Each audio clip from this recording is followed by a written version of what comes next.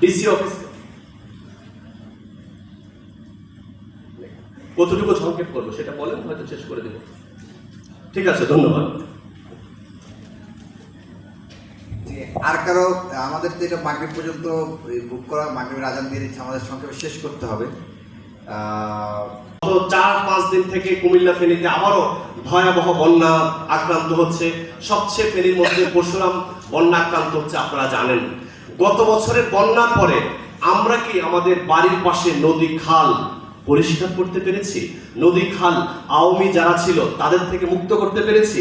ফলে আওয়ামী রহিম ছিল দখলদার, এখন বিএনপির কুদ্দুস হয়ে গেছে দখলদার, অথবা জামাতের রহিম হয়ে গেছে দখলদার। ফলে এটা আমাদের জন্য বেদনা। তাহলে আমরা এটাকে কিভাবে ট্যাকেল দেব?